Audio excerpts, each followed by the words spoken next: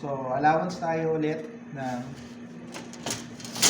1.5 sa taas, tapos 4 inches po sa baba.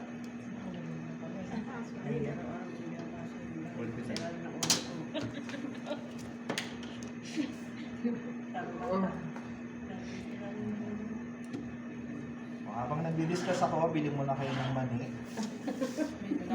Okay? Wala kang mani? Wala kang mani. Naiwan mo yung mani mo?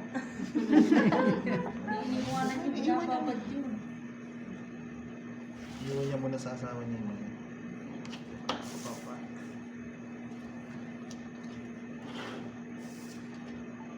Tapos, gaya nga nung sinasabi ko, huwag niyong pagsasamahin yung mga step by step natin, ha? Kung line, dapat makita niyo muna buo yung mga linya natin. Okay?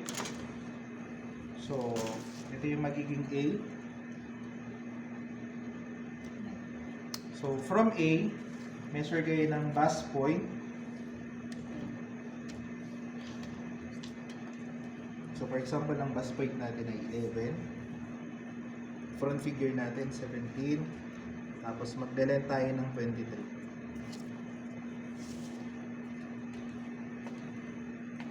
So, isang factor, kaya po kayo bumabagal sa pagpapattern is hindi nyo kabisado yung Sukat. yung sukat, saka yung pagkakasunod-sunod, yung pattern natin.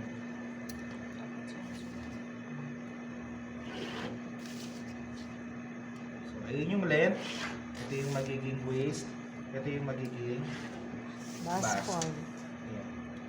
Ayan. Pag kompleto yung pattern, ay yung line natin, saka kayo mag-proceed dun sa pagmamarking. Okay? Para hindi po kayo nahihirapan. So, start tayo ng marking. So, i-follow nyo yung standard natin na 3. So, neck back, 3. Tapos, shoulder.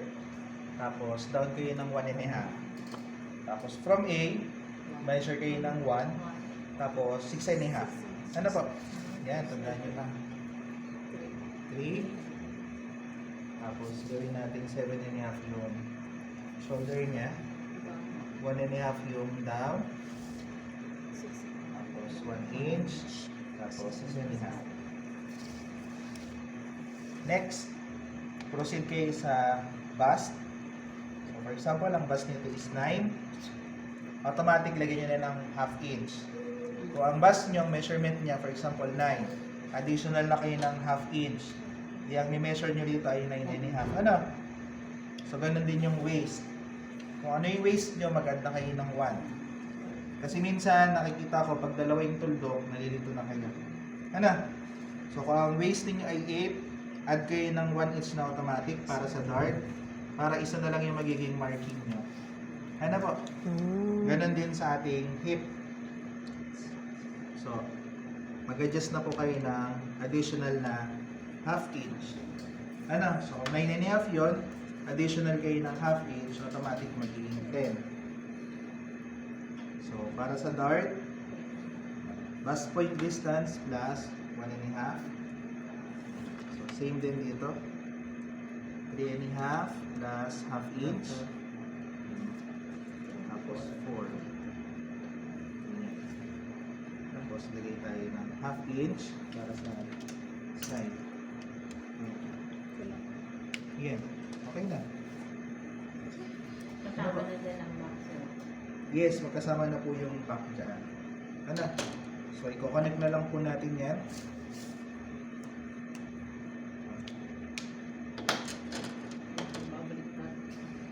Wait. Correct na. Sunayin natin.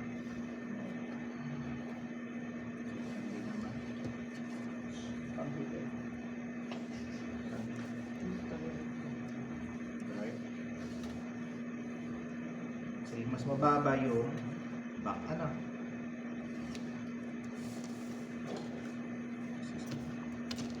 So, during assessment, ino-observe po sa inyo ng assessor yung paggamit ng mga tools kung paano nyo siya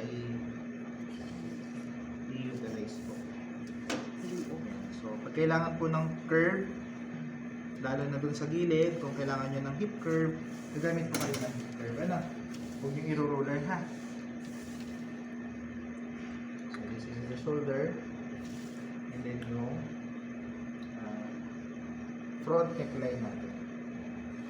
Ano? Tapos, armhole, yan, in-extend ko na ha. Kailangan yung i-extend din yung inyo. Para pag nag-curve kayo ng armhole, automatic meron na po siya ha. So, for example, 10 ang ating armhole. Start tayo ng 10 dun sa 1.5. Tapos yung 0, dun sa may line po nung bust na. Okay? So, kung 9.5, itutok nyo yung 9.5 doon sa may 1.5 plus yung 0 dun sa may katapat nung line. Okay po?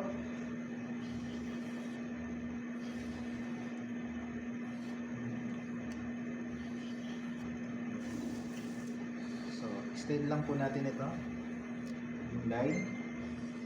So, ito yung magiging center line ng front. And then, additional tayo na half inch.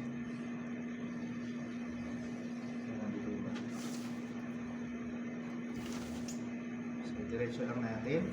Kasi dyan po natin kinakabit yung collar. Okay? So, yun na po yung blouse natin. Yan na. So, paghiwalayin natin yung back. Unahin natin sa neckline. Tapos, from here, ito yung magiging same yung ating center line para sa back. Tapos, itong straight line ay mapupunta rin ng back. Ano po? So, same din pagdating sa gilid.